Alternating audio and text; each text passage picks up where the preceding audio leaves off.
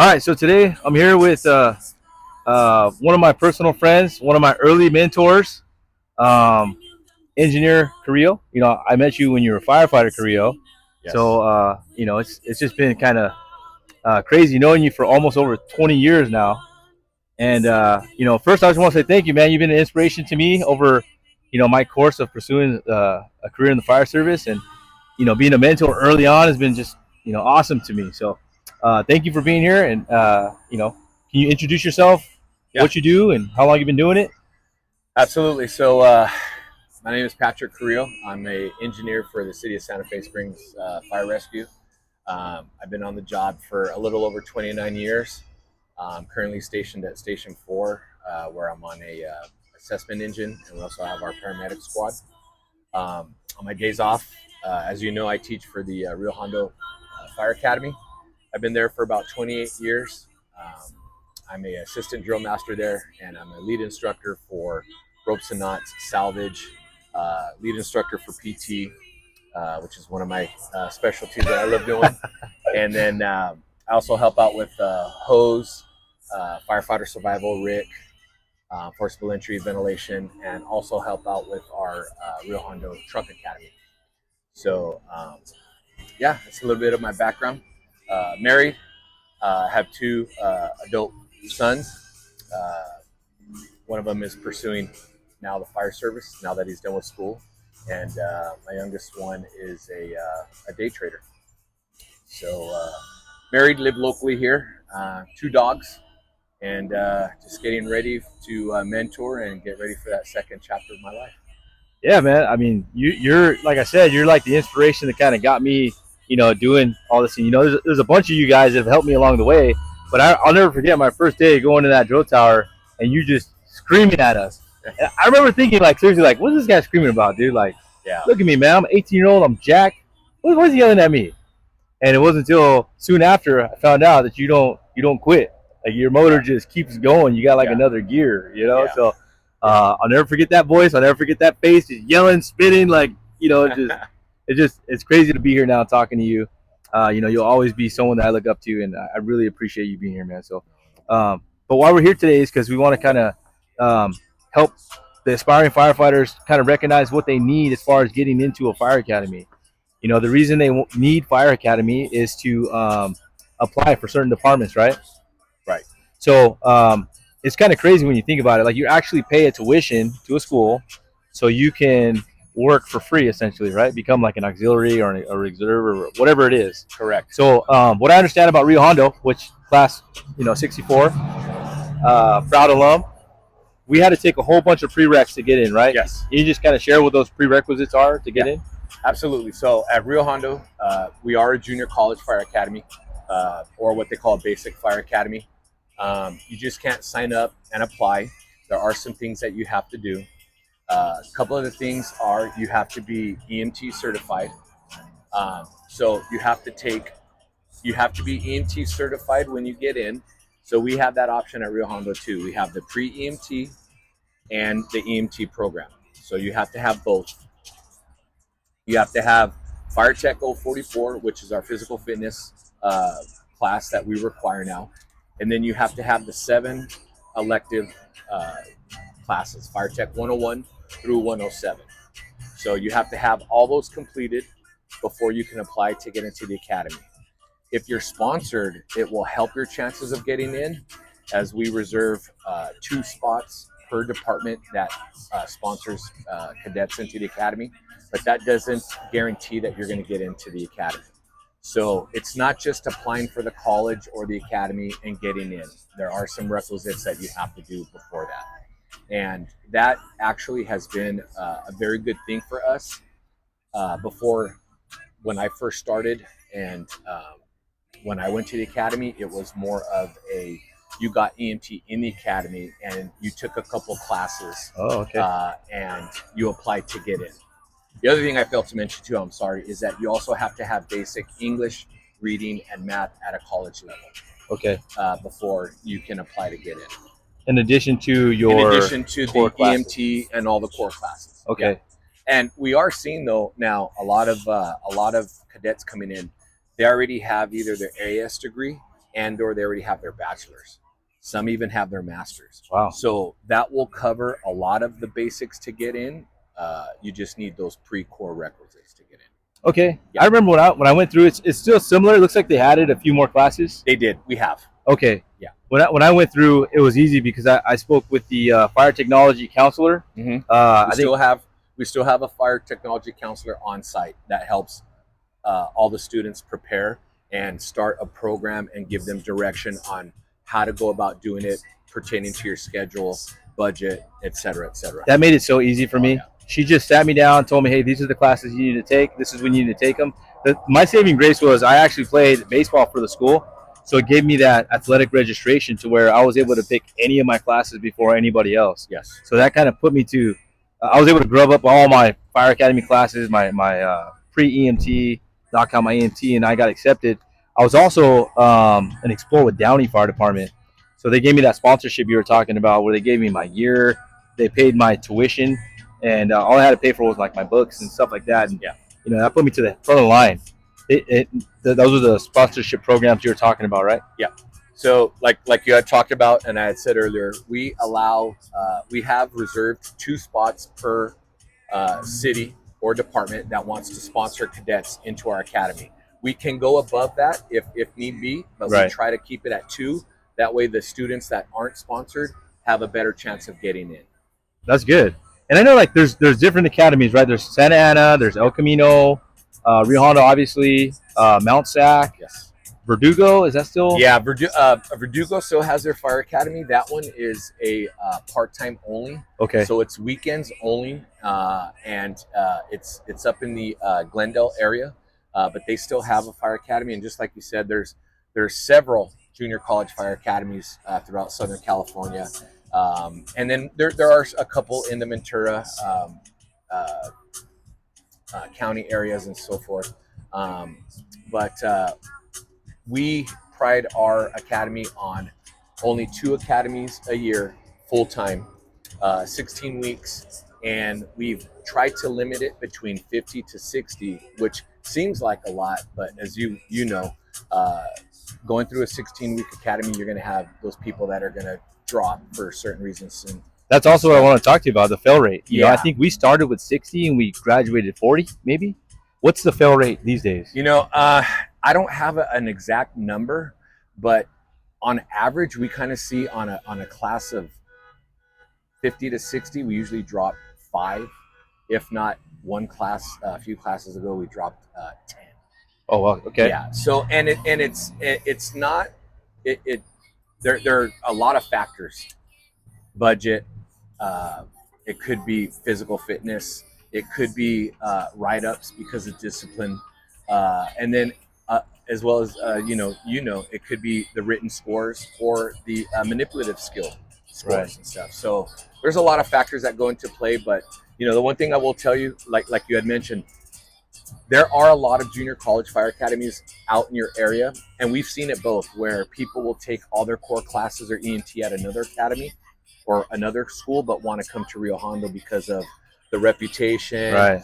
or just Because they hire so many people. There's so many hires to departments that come from that academy. Yeah, I'm not taking away anything from any of the other college fire academies. Right. I try to tell everybody, go where you fit. Right. If that fits your budget, if that fits your lifestyle, if you are closer to this college, then go there. Yeah.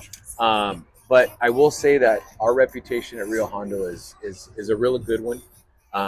We are in constant contact with a lot of departments in state and out of state, actively recruiting. Who your top cadets? Right. Give them our information. When is your graduation? We'd like to talk to these recruits. So we're really trying to keep that going, and as well, this that one of the real big things is also too is that we try to help our recruits not just during the academy but after the academy. Oh yeah. We try to tell these guys, hey, keep in contact with us, shoot us an email. We'll be more than happy to give you a reference letter, be a background reference, and or if you need just some mentorship. Right, mentorship. That's what we're here for. Which 20 years later, you're still mentoring me, man. Absolutely, so, man. You know, I tell people too, like, I think El Camino requires the least amount of prereqs. I want to say you need to take like Fire Tech 101, and then you can apply. I know it's really low that I've heard. Yeah. I don't know. I'm not too familiar with it. I also help at El Camino Okay. Academy, not as much anymore. And I don't know 100% what their prerequisites are. Okay. But everybody, like you said, everybody is going to be different. Right. Some people will say you need one class. Some people will say you need everything before you can don't even apply until you're all done. Right. Like we talked about earlier, go see our guidance counselor. Right. Set an appointment with her, and she will set you up for success and the route that you want to go. Yeah, you know, some people they try to get into this profession coming from another career, and it's like, hey, you got to pay your mortgage, you got bills, you still got to work that full-time job. You know, whatever academy is offering part-time might fit your life. Yeah. Where you can still work that other job and you know, learn your fire stuff on the side, or you're looking to do it as fast as possible. Where, like we were talking earlier, EMT at Rio Hondo is going to be a semester long. Some Correct. people don't have that time to waste. Right. Especially right now, the time is now. All these big departments are hiring. So it's like you gotta get in now. Yeah, you know, that's the other thing. It's a great point. There's so many departments that are hiring right now. I say this all the time to the academy cadets, is that you guys, the jobs are out there. There's so many out there. It might not be your dream department, Right. but you got to get in somewhere. Right. And you have a year of probation. After your year of probation is off, you can leave. You can go to your happy place. Yeah. But there's so many jobs out there right now that, you know, it's like everybody wants it now. Right. And so they're looking for, I can't do a semester EMT. I can't do a semester of school here or there. You got to get it done. Right. And, you know, there's just some things that you have to get done before you go to the academy. And I will say that we see having all these prerequisites, our success rate is a lot better now. Yeah. Because the kids are in those study habits, and they're getting, once they get into the academy, it's kind of like review. Yeah. So the success rate is there. Luckily for me, it was very. We had Captain Scott at the time was our drill yard master, and so like everything was the LA City. Oh yeah. Kind of culture. Yeah. So that got me so prepared for when I went to probation at LA City Fire Department. Like I was ready. I already knew the terminology. I knew like the mentality you had to have going into it. So like, you guys really got us ready for what we're going to be getting ourselves into. Yeah. There's not a lot of careers where you pay thousands of dollars to learn a trade and then go do it for free, you know? Yeah. So unlike regular jobs, when you apply, it's not going to be like, hey, well, you'll hear back from us in 2 weeks. Yeah. It takes a long time for this stuff to kind of, you know, come about. Yeah. Yeah. That's the other thing is, our academy, we have a lot of instructors that are retired and active duty still that come from everywhere. LA City, LA County, Long Beach, Glendale, everywhere in the San Gabriel Valley, Riverside County area, San Bernardino County area. You know, you're going to get your different perspective from the different ranks and the different where different people work on how to do things or that culture. Right. So that's another really good thing about our academy, is that we're able to give that to the student. You know what? You might not want to work for this department, but after being taught by a certain instructor, you know what? You might want to work there because of the culture or the way that they taught you, like their style, or they gave a, you know, we talked to the students a lot about, hey, this is the way that we do it here. This is our schedule. This is, you know, the types of calls that we run. This is the type of equipment we have. And that gets the cadets' minds, you know, those gears start to move, and they're like, you know what? That's where I want to work. Right. That's what I want to do.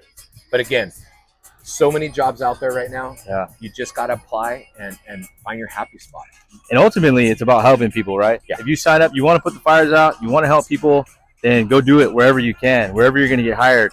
For the time being, like you said, right? Yeah. All the instructors that you mentioned, they come from all these different departments. Yeah. Like I always tell people, in the fire service, you're never going to be rich. No. But you're never going to want for anything. You're going to be okay.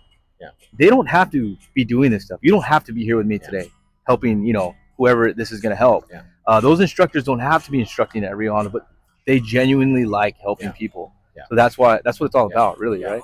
Yeah. You know, I don't like to badmouth people. I don't like to.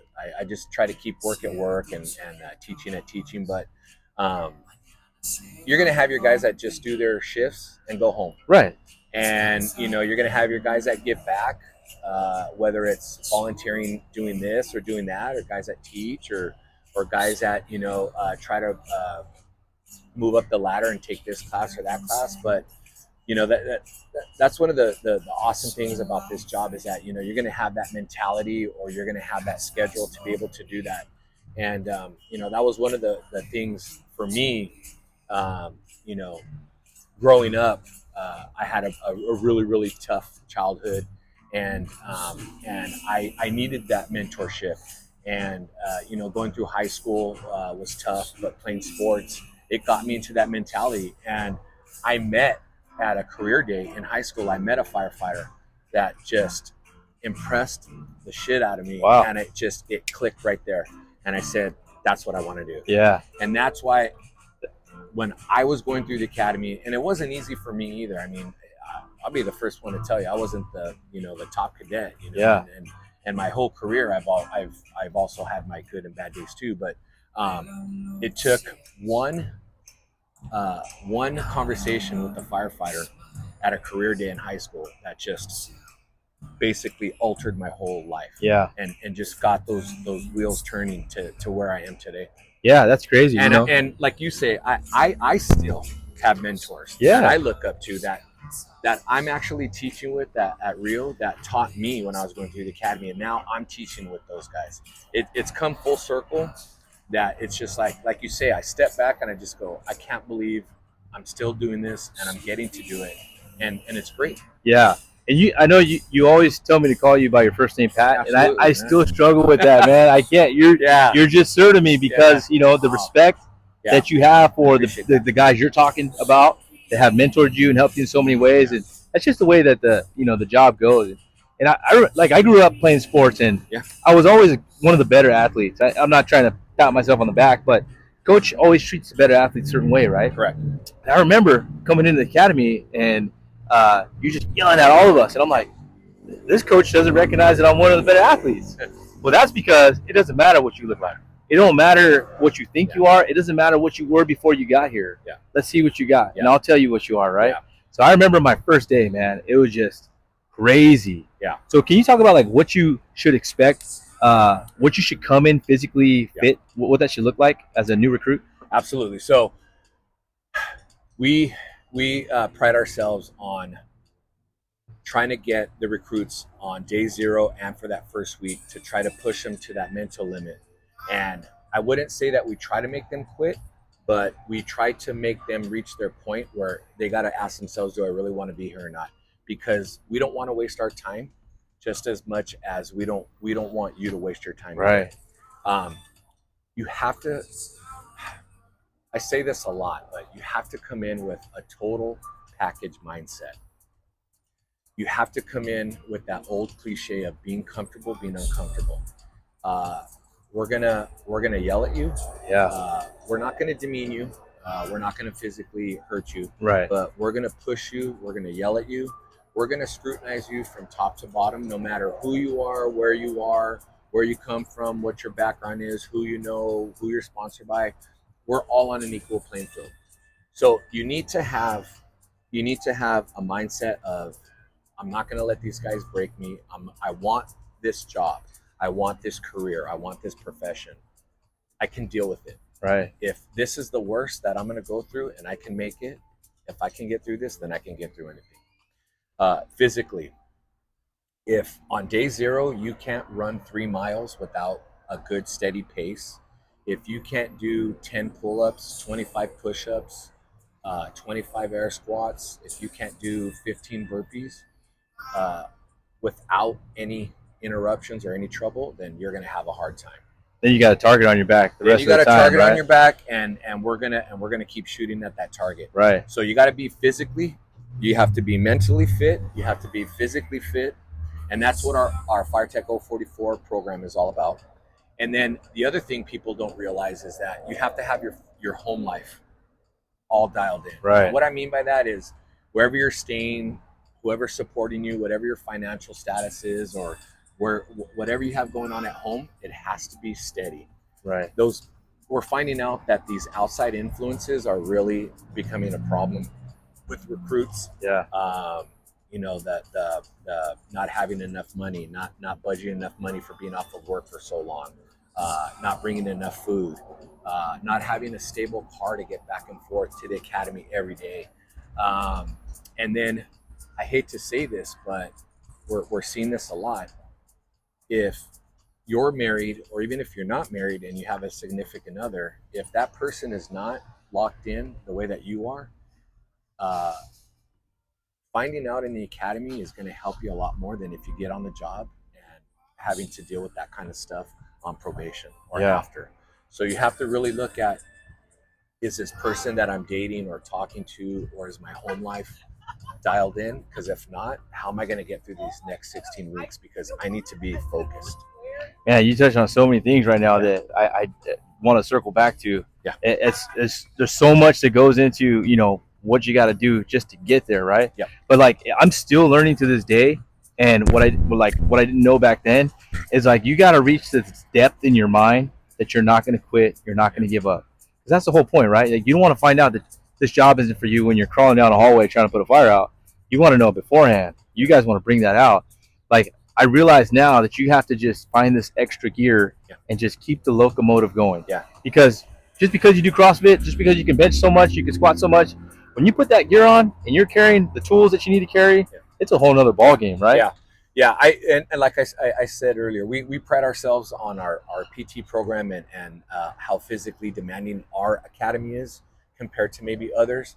But like, this as well as I do. I tell the recruits from EMT class 044, or if I'm talking to them on the grinder, if I meet them, if I meet somebody out in public, if you're physically not ready to go, you're gonna have a hard time. Right.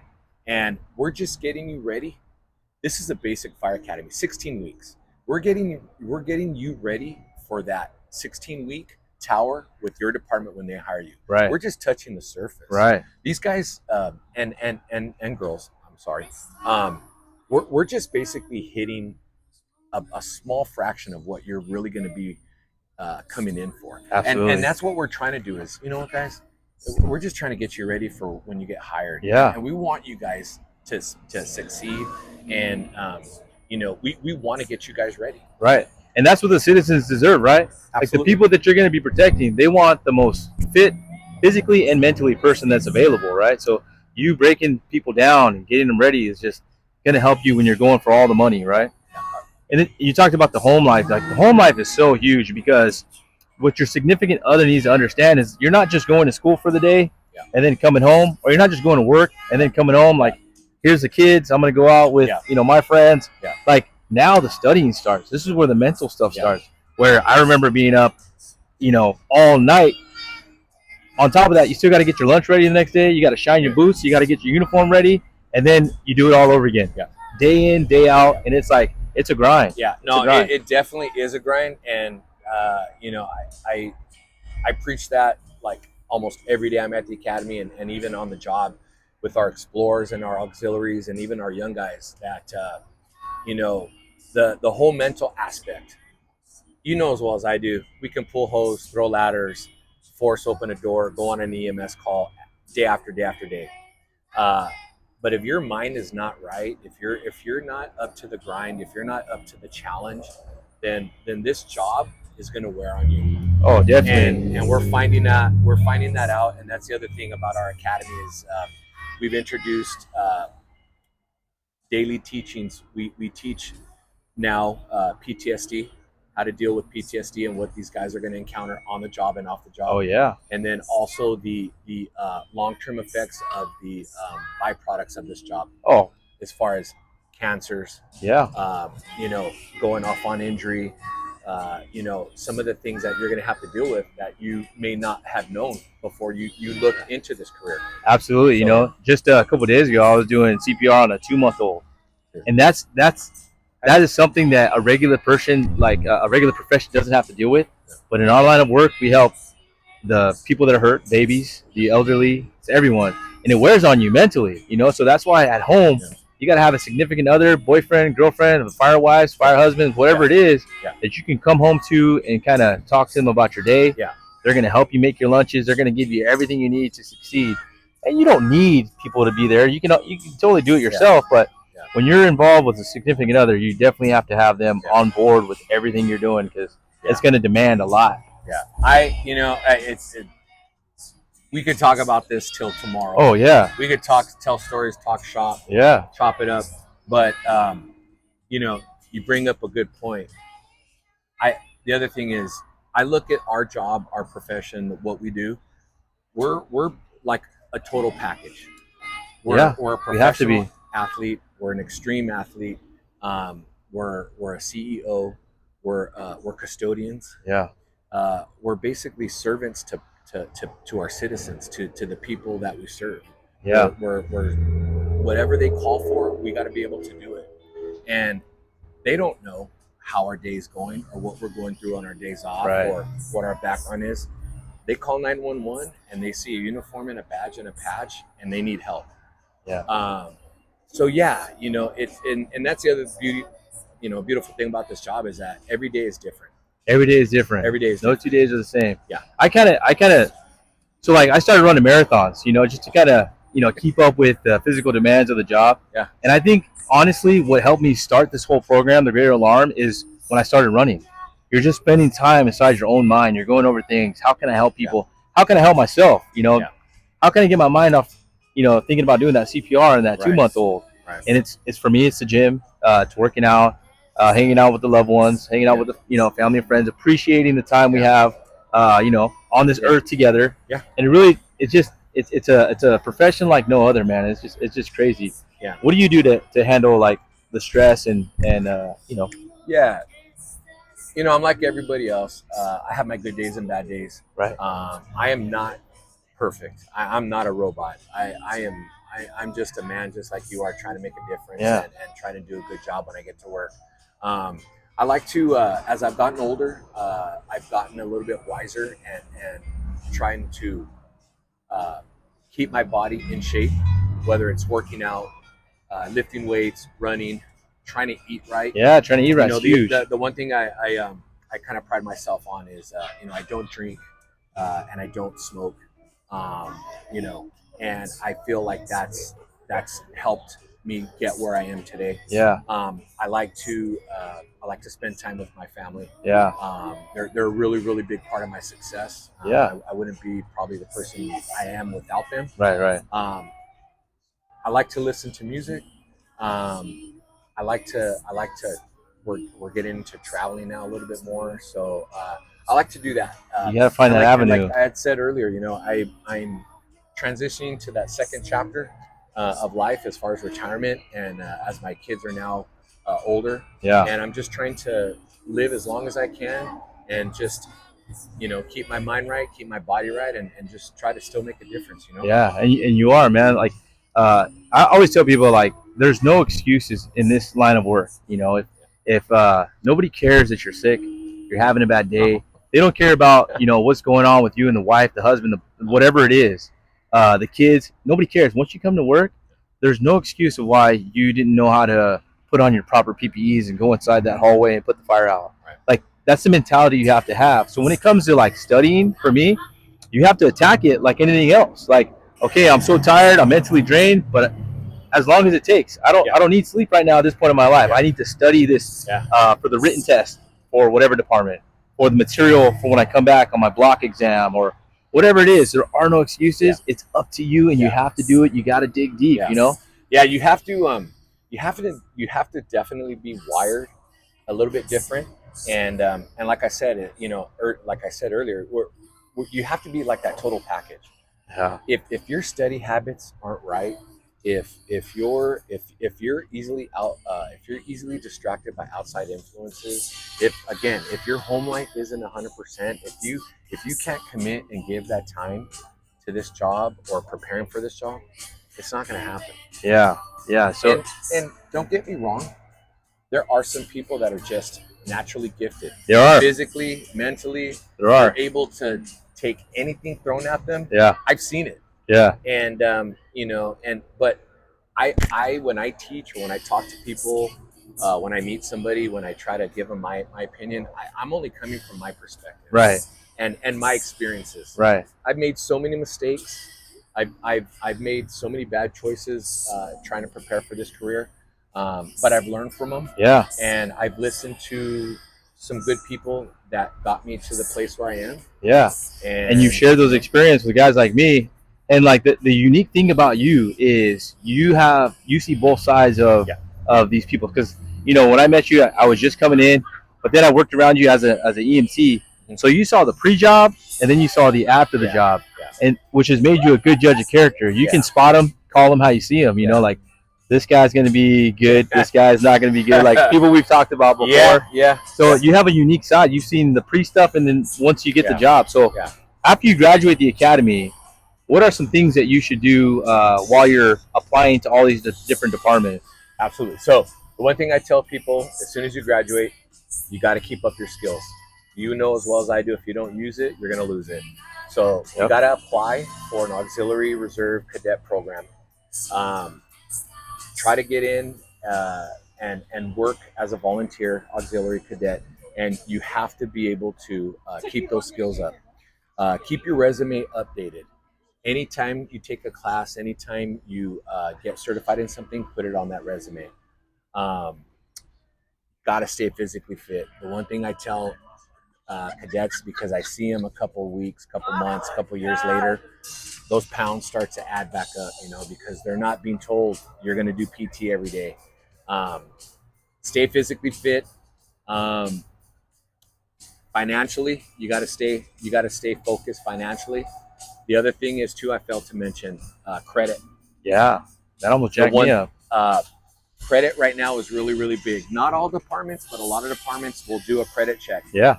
If you have bad credit, unfortunately, it may make you not a viable hire. Oh, it will. Because it'll kick you out. Chief is going to want to hire somebody that can't keep a good credit score. How are they going to be able to trust them for 30 years? Exactly. Like, okay, you make this much an hour now, and you're irresponsible with money. When we give you all this money, what makes us believe that you're not going to be irresponsible with the money then? So exactly, it'll definitely keep you from getting a job. So that's the things I try to tell them. You got to stay physically fit. You have to keep your resume updated. You got to keep those skills up. So you got to volunteer, get on as an auxiliary cadet reserve. And for the auxiliaries, Santa Fe Springs, Downey. Yeah. So some of the cities in our area here: Santa Fe Springs, Downey, Montebello, San Gabriel, Arcadia, Monrovia, Alhambra. They all have great auxiliary programs that hire from their programs. Monterey That's huge, yeah. If you put in 6 months to a year, or maybe even longer, and you commit to them, showing them that you want the job and you want to work there, your chances of getting hired are going to just skyrocket through the roof. And because why are they going to? How better of a reward for them to give you a job after you've already volunteered and given them so much? Right. They've already gotten to know you. They've spent time invested in you. They've given financial, whether they pay for your meals, your uniforms, or whatever. You're an investment. And you're an intern. You've been working there for free for however long you've been working there. You've been engulfed in their culture, right? You get to know their family. They get to know your family. And ultimately, like what I tell people is like the fire department, the reason they break you down is so they can build you up, right? 100%. So when you get hired, you're not just doing the housework as a rookie just because you're the rookie and we want you to clean up all our shit. It's that when you have your kid's birthday party and I get invited over, I'm not coming over to this house that's a mess. You're taking care of the business of your family. You're raising your kids to do the same. And there's just so many things that I owe to the fire department that the men and women of our department have shown me, just about finances, about credit, about just being a clean person. Like, man, there's so much that goes into it. Yeah. You know this when you mentor and you interview people. Anytime you meet somebody in the fire service on the street, at a party, at a function, anytime you go for a station visit, anytime you go for a ride out, anytime you take a class, it's a job interview. Yeah. You're being sized up whether you know it or not. And we want to see that person, the same person off duty as on duty. Right. And that's why I said, you have to, when you graduate or while you're going through, or even before, you have to be like that total package. Yeah, absolutely. You got to take that criticism, right? Absolutely. One of the things, another good point I want to bring up that people laugh at. I tell this story all the time.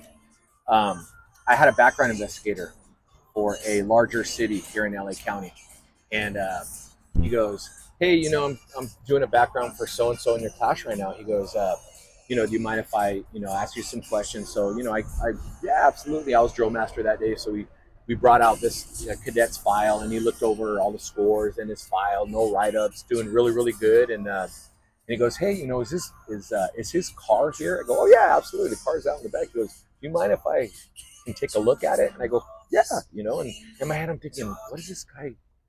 Okay, this has never been asked before, but Right. yeah, so I walk him to the back area, and I show him the cadet's car, and he looks it over, looks on the outside, peeps in the window, checks it out, whatever, and just a couple real quick. Yeah. So we're walking back, whatever, and so we were done. So I asked him, "Look," I go, "I gotta be honest with you," I go, "this has never happened to me before." I go, "I'm very intrigued." I go, "Why did you want to see his car?" And he goes, "This guy's going to be a 30-year investment for the city. If the fire chief cannot trust him with a $100,000 a year job for the next 30 years, how's he going to trust him with the fire engine and a firehouse?" Very true. Keeping it clean, keeping it tidy, keeping it ship shape. And I said, and it clicked. And I go, "What? Why did I not know that?" Right. It makes so much sense, though, right? It makes a total sense. So again, you got to be that total package. And if you don't think that a background investigator or your crew is sizing you up and down and looking at your car or looking the way that you keep your sleeping area at the station, we're looking at everything. Absolutely. I thought you were going to go with the registration, making sure that you have insurance, registration. Well, that too. That's another requirement that at the academy every day. Yeah. They have to keep their registration on the dash, and we check on day 0. You know this. Yeah. We check for registration. Oh yeah, I'll never forget that. And driver's license. It's got to be valid. Yeah. That was a surprise, man. Absolutely. And it's like I tell people, like you don't once you decide to go down this path, you don't just turn it off. So you think these guys and girls aren't going to go through your social media and see what you're really like? Like, hey, I'm taking selfies at the gym. Look at me. It's all about me, me, me. Or I'm out doing the beer pong with whoever, drinking in public. Yeah. Whatever it is, you got to start living the right way, man. Like, I'm not saying you can't have fun. Yeah. But you got to be you got to make sure that you're walking the walk, not just talking the talk. Yeah, that's the one thing with this. Like I said, I have my 2 adult sons, and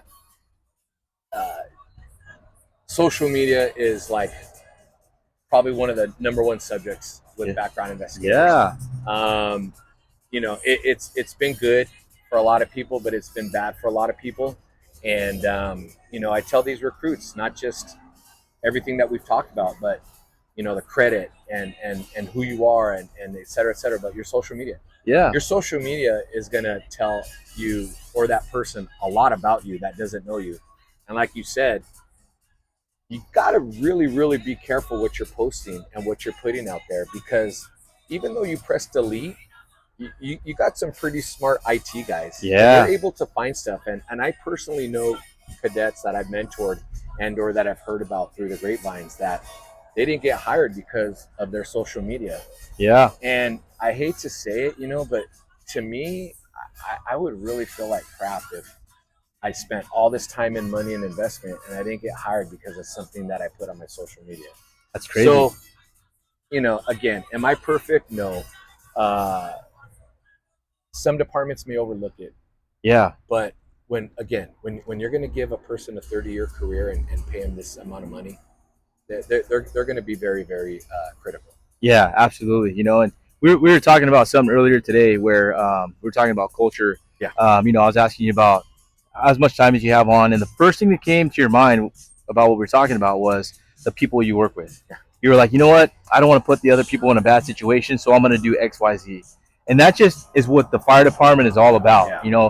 When you go to your interview, it's always about how you can help others. It's never about yourself. Yeah. So, like, if you're the guy that's taking pictures in the gym of yourself, it's probably a self-centered person.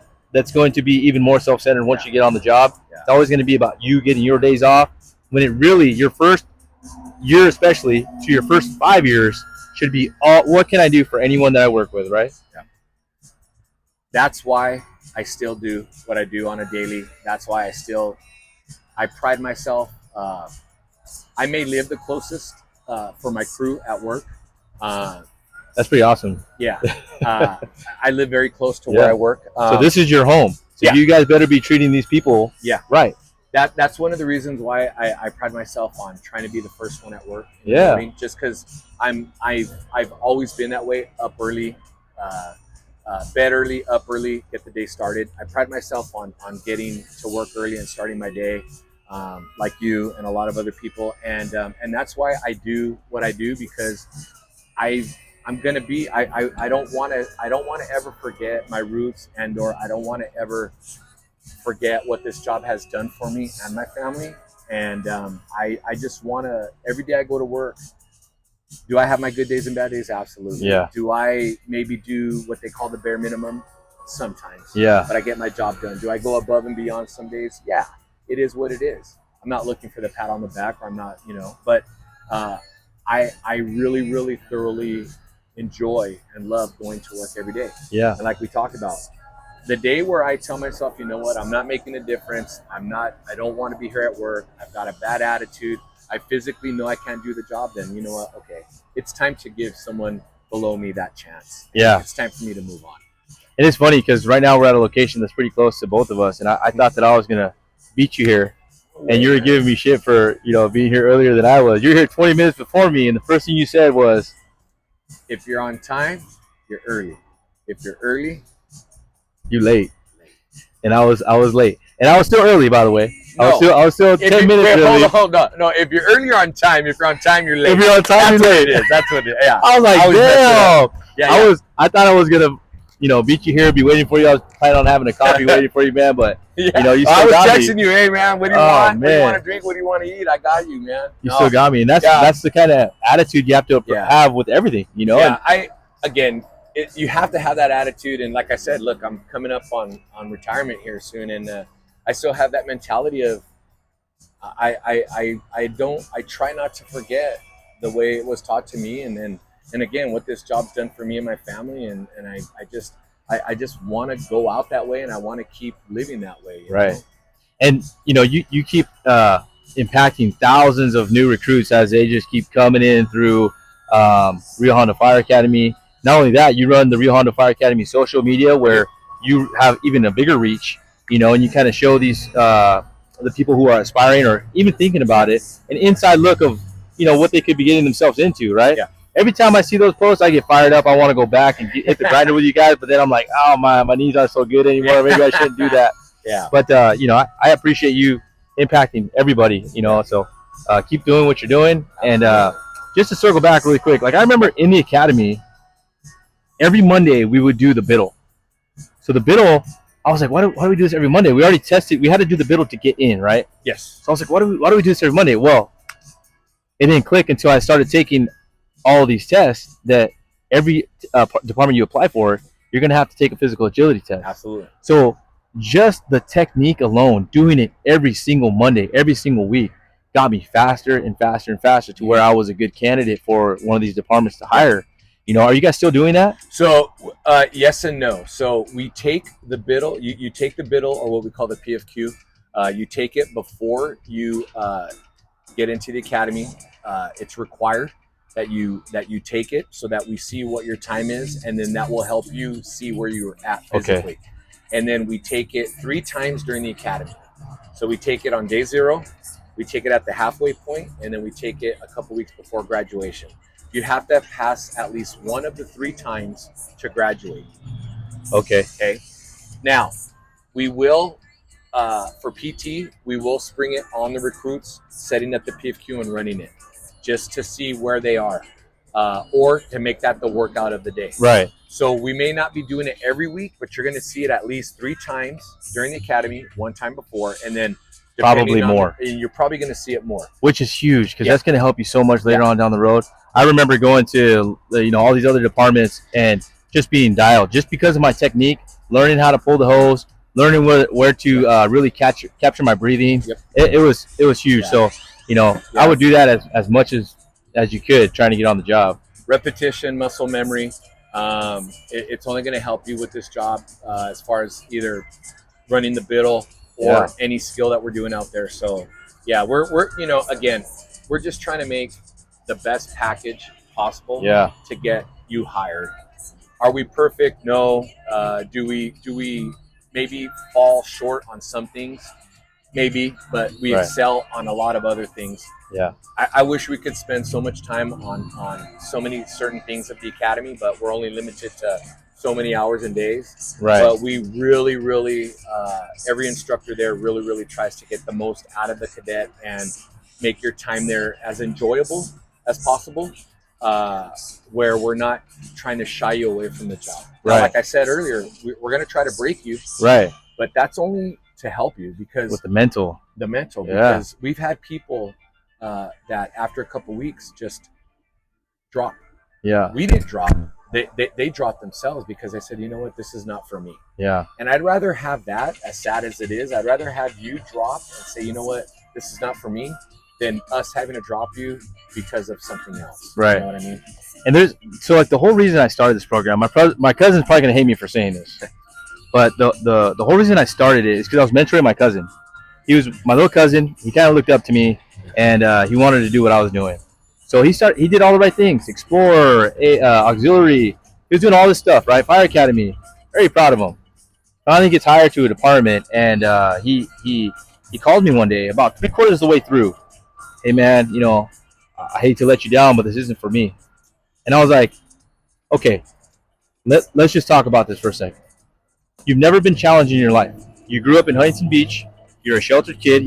They were the rich side of the family, and everybody has them. Everyone has them. You've never met any adversity in your life, bro. This is the first time, and you want to give up. You don't understand what this is going to do to you for the rest of your life if you decide to quit. Yeah. On top of that, every person you have, every person you call friend, is either because you were Explorer with them, you're auxiliary. Guys and girls that would die to be in your position. They would do anything. And you're going to go back to look them in the face and told them that you quit? Is that what you're telling me right now? Or do you think it's just hard and you need to reach a little bit deeper? Yeah. So he got his ass back in there, and he's on the job now. Yeah. And he's like, I had a moment of weakness, and I really just needed to talk to you. And that's all he needed was that kick in the rear end to kind of get going again. Yeah. No, that's what this job, unfortunately, that's what this job can and will do to you. Like I said, I've had my bad days at work. I had my probation was not easy. It was very difficult. And you work for a smaller department, so they're even harder. Yeah. I got hired at a young age. I was an auxiliary for a little over a half a year, so I was still kind of new. And I worked with a lot of old school, old time guys. Yeah. And tough. It was really tough. The culture was a little bit different than it is now. You know? Yeah. And like I said, it was not easy. It was difficult. I had my moments, but getting back to what I had said earlier, my childhood growing up was not easy. It was difficult at times, and so I think that mentally helped me. Oh yeah. But again, having those mentors and just having those bad days at work, and then going home and telling myself, hey, is this really what I want? Right. That doubt. Yeah. I wanted a family. I wanted to be married with kids one day, and I wanted to be able to provide and own a home and live comfortably. Yeah. And I told myself, I really want this job, and I'm gonna work through it because, as well as I do, we put in a lot of time and effort. Yeah. And you can go the easy route and just go, you know what? Yeah, this isn't for me. I'm gonna quit and go find something else. Yeah, you could. And then you know what? You're gonna wake up one day and go, man, I really regret. I messed up. Yeah, I messed up. And all you got to do really is take that constructive criticism. Yeah, I always tell people when someone says something to you and it hurts you, it's because you care. So don't act like you don't. Take that, fix whatever that criticism was, and get back to it. There's a lot of constructive criticism in this job, but like you said, we're professionals, man. Yeah. Like we don't play in the NFL or the major leagues, but we're probably really close to it as far as the locker room. I'm counting on you to do your job, so do it. And I'm going to tell you to do it, right? So, like, this is the closest it gets. And you see those guys yelling at each other all the time. Come on, man, pick it up, right?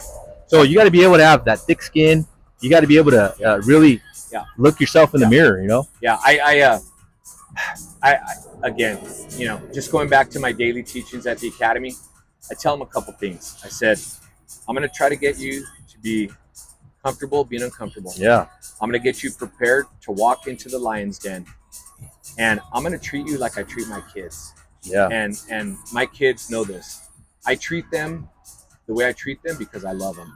I'm very hard on my kids, but I'm very fair, and I want them to be not just good kids for me, but I want them to be good citizens, and I want them to be good people.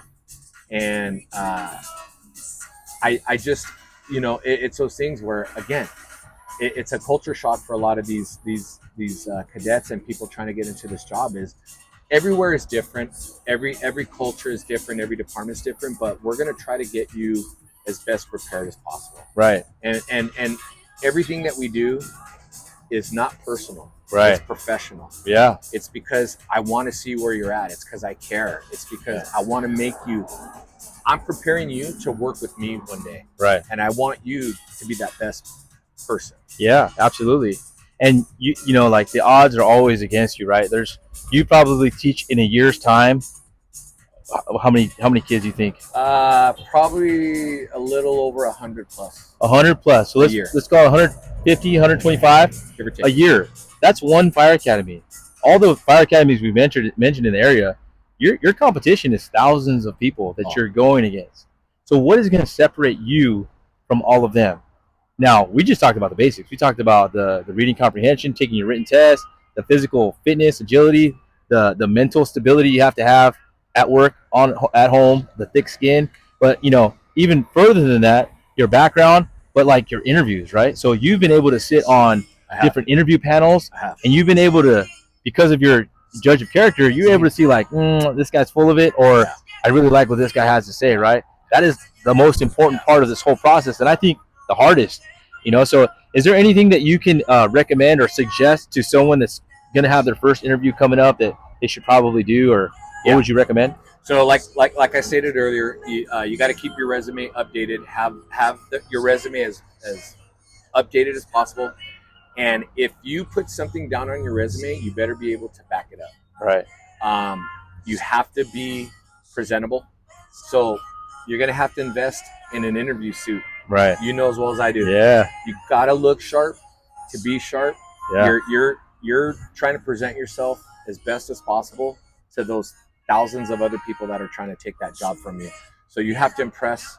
If you can't impress from your resume, if you can't impress from your actual interview, then at least try to present yourself as best as possible. The other thing is, try to take as many mock practice oral interviews as possible. If you have somebody in the fire service that can help you with that. I don't like to recommend one program to people, but there are several programs out there, including your own, that I highly do recommend, by the way. But there are programs out there that will help you get ready for that interview. But if you have a family, friend, or relative, you know what? Ask them, hey, can I come by the station? Yeah. Can you guys give me a mock interview? I've never done one before. I don't know what to expect. I don't know what questions they're going to ask. And then once you do that, you know, when you get home, write those questions down. Right. The worst thing I like to see, though, on an interview is that canned answer. Yeah. I'm going to hear it 50 times that day. Right. You got to come. You got to be original. You got to be original, and you got to be genuine. Right. And, you know, the other thing is, too, is you got to, like I said, you got to have that interview suit, but you physically have to be sharp. Yeah. Fingernails cut, not dirty. Right. A watch that the alarm doesn't go off. Right. Not over smelling too much on the perfume or cologne. Yeah. If you're gonna have a mustache, make sure it's trim. If you still have hair, make sure you've got a freshly cut haircut. The way you speak. When I give you a dap and I saw you, that was different the way we're talking right now. Right. Because, you and I were just talking here on the bench, and we're gonna talk. But you know what? When we have that saying at work, at the station, station life. Right. When the lights come on, it's showtime. Showtime. So you have to be able to have that. You got to know when to switch, hit that switch and go, okay, it's interview time. I'm going to give the next 5 minutes the best I can to get that job. Absolutely. And, you know, I have the mentorship programs where you can book an appointment on my website. You can look at my YouTubes for free. There's my Patreon. I try to offer so many different things to people, but those are all based off of my experiences. And I always tell people, like, I failed so many times. I've had so many interviews that I completely just bombed. Like, looking back, and I'm like, God, why did you even? Yeah. But it's because I didn't know. But because of all those failures, I'm able to help people now start where I left off. Yeah. And I got pretty good at it, you know, by putting myself out there, going into the fire station. If I showed up to your fire station, I had a bag of ice cream, and I said, hey, can I have some help in my interview? Are you guys going to turn me away? Probably not. Probably not. No. Come on in. What you got, man? Let's we get that all the time. We get, because we're so close to the department I work for. We're so close to Rio Hondo. We get a lot of people scheduling either a station visit or a mock interview for something, and that's what we do. You know, ultimately, you got to be able to set yourself apart from the next person coming in the door. Absolutely. In today's day and age, there is so much that you can do to prepare for the job that I hate to say it, man, but it's almost impossible to say, I don't have the tools to get hired. Right. No, you're just not putting in the time or the effort, or you're not putting yourself out there to. You may think you are, but you're not. But you're not. Right. Like we talked about earlier. You know, my oldest son. You know, he's now he wants to follow in my footsteps, and so I'm trying to tell him, hey, there's so much out there for you that I can tell you, but you're gonna have to get it on your own. Right. And there's so much for you to do to prepare yourself, and that I know. So you're not gonna sit there and tell me, well, I'm not ready, or I can't. No, man. Right. No. And I always tell people there's always 3 generations of firefighters on the job. So that would be your generation, my generation, and when your son gets hired, it would be your son, right? So like the people you learn from are different from the people I learned from. 100%. But I have a watered down, and then I keep passing it down. Yeah. And I shouldn't say watered down. It just changes a little bit, right? Yeah. So like changing with the times, those resources now are all over the internet. You can look at social media. You can look at, there's books you can buy. There's all kinds of stuff. It's just, what are you willing to do to get good at this? Yep. You got to get after it. I tell, again, another thing I teach and I preach. You have to invest in your future. I tell the recruits in the academy all the time, you have to invest in your future, whether it's buying that interview suit, whether it's signing up for a program to get you hired, whether it's buying a tool for once you get hired to put in your pocket for work that your department doesn't doesn't supply for you. It's all a matter of how bad you want it and how much you want to invest in your future. Right. Again, if you're not going to give 100% to prepare or to get this job, then you're not going to get it. Right. It's not going to happen. And like I said, I was joking, but if I stopped by your station with some ice cream, I said, would you give me, can I get some help? And you guys couldn't do it that day. I'd be back the next day. Absolutely. And if you said, no, not right now, I'd be back the next day. Or if a department ever told me, hey, don't come to our station because we have a lot of people, I'm still going to be there. Because I'm the type of person that's not going to take no for an answer. I'm going to get what I want. Ask my wife. She tried to tell me no when I asked for her phone number. She knows what I'm talking about. I'm going to get what I want one way or another because I want it. When I want something, that's just what I got to do what I got to do to get it.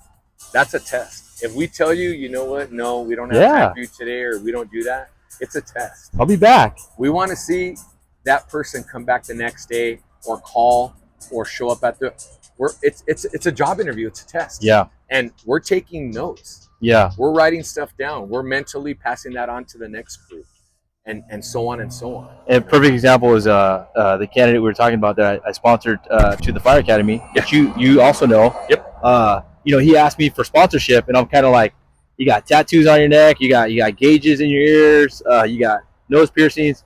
You know what? Let me see what else. Let me see who else needs this. This guy got the laser removal. He got his gauges sewn up. He wanted it, and he kept coming back.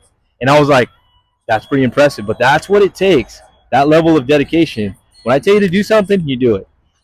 You know how to get hired. Yeah. But if you tell me to do it, I still have to do it.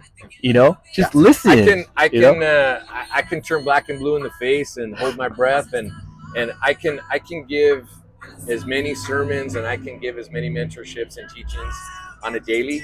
But if you don't take it in and you don't use it, then it is what it is. Right. You know, I can tell you, like you tell me, I still mentor you. I can tell you anything I want, but you can either tell me, you know what, you're full of you're full of crap or whatever, or you can go, you know what, this guy probably knows what he's talking about, and I'm gonna try it. Right. And that's the thing is, you know, I can sit here and I can tell you and preach and do whatever. It is what it is. Yeah. If you want my help, I'm here for you. And it's crazy how many recruits that I've met that have been top recruit, Rio Hondo or whatever fire academy, they have military experience, paramedics or whatever, just wildland, amazing backgrounds. And you're like, you're the perfect candidate. Okay, tell me why you want to be a firefighter. Oh, well, I want to get chicks. No, dude, you can't say that, man. You know. Yeah. And it's like, okay, now I see why. Yeah. You got some work to do. Yeah. And we were laughing about it earlier. You know, that whole meme culture out there, right? The 1 year, 2 year, 3 year firefighter, or those guys looking at the paycheck or the big truck or the code, or I want to do this on my days off, and excuse me, and we could see right through that. Yeah. And you know, are there guys out there like that? Is that culture out there? Absolutely. That's what it is, you know. But I try to tell people, you know, this. You're not going to get rich off this job. You're not going to be a rock star. You know, you can live a comfortable life. You're going to have a good schedule. You can do a lot of great things with this job on and off duty, and it can open some doors for you. You know? But you know, you got to be able to once you get the job, to be able to keep it and to keep that same attitude and that same lifestyle and work style going. Yeah, it's not just getting it; you got to keep it. And that's one thing I forgot to mention too. Is like, shout out to the fire wives and like the significant others, because like, you know, every girlfriend wants to wear the fire shirt. They want to be walking around the gym like, hey, look at me. But you also have a job to do, and that is to support that person, or the husband or the boyfriend, right? Yeah. You're proud of your significant other who happens to be a firefighter, but you're the backbone behind it. And you know, I can't say, you know, all the wives and husbands out there that support that firefighter that's going to work, staying up all night, helping people.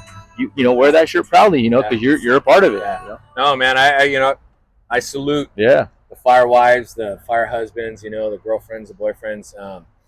You know, at the time, actually, when I was, I failed to mention talking earlier, when I was going through the fire academy at Rio Hondo, my wife was actually my girlfriend at the time. Yeah. And we were probably less than a year dating, and if it wasn't for the emotional and towards the end the financial support, because I ran out of money towards the end of my academy, I didn't budget right, and I took a leave of absence from work, you know. And if it wasn't for her, you know, getting through the fire academy would have been probably a disaster.